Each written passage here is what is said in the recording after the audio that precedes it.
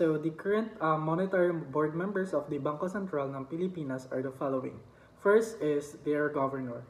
Their governor is Dr. Eli M. Remolona Jr. Next is the members. First is National Treasurer Ms. Rosalia V. De Leon. Next is our former Finance Undersecretary, Mr. Romeo L. Bernardo. Next is V. Bruce J. Tolentino. Next is Ms. Anita Linda R. Aquino. And last is our Finance Secretary, Benjamin E. Diokno. So let's talk about their governor.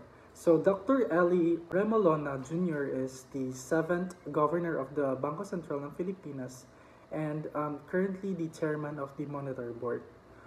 Governor Remolona has extensive policy and operational experience in monetary policy and international finance, having worked for 19 years at the Bank for International Settlements and 14 years for the Federal Reserve Bank of New York.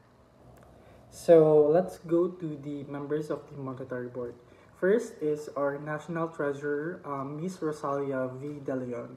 She also assumed key positions in the Department of Finance, such as Undersecretary for the International Finance Group, or IFG, from July 2007 to November 2012. She also is the Chief of Staff from July 2005 to June 2010. She also she was also the director for the IFG from September 1995 up until August 1996.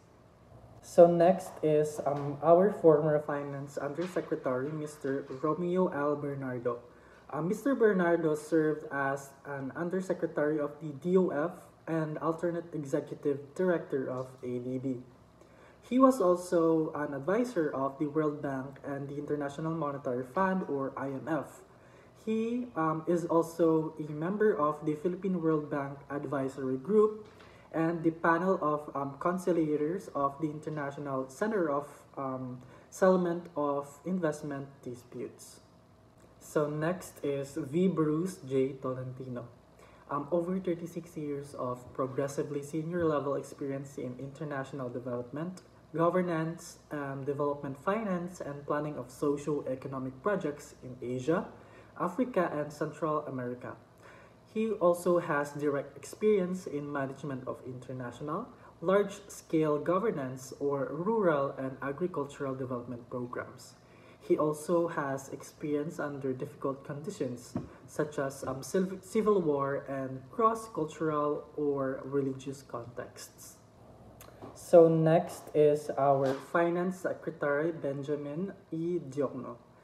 Dr. Diokno is the current Secretary of the Department of Finance, and prior to his appointment as the Fiscal Chief, he also served as the Governor of the Bangko Sentral ng Pilipinas from 2019 up until 2022.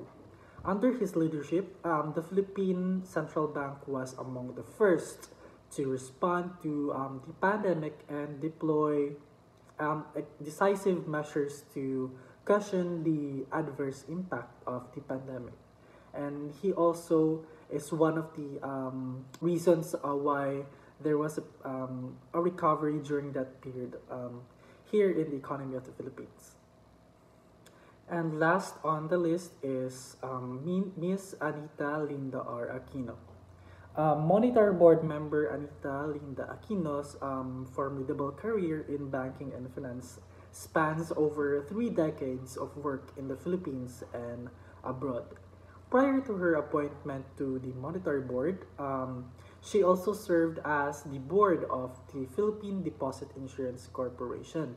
She also was a board advisor to the United Coconut Planters Bank, or UCPB, a government financial institution. Her service in the public sector includes a stint as the Chief of Staff to the Secretary of Finance of the Republic of the Philippines. So, to sum it up, given all the information earlier about each of the members of the monetary board, I must say that they are all competent and as well as they are all qualified enough to hold the position. Each of the members have served and contributed in various sectors of the government. They all have excellent educational background as well as well-established professional experience in the field of economics.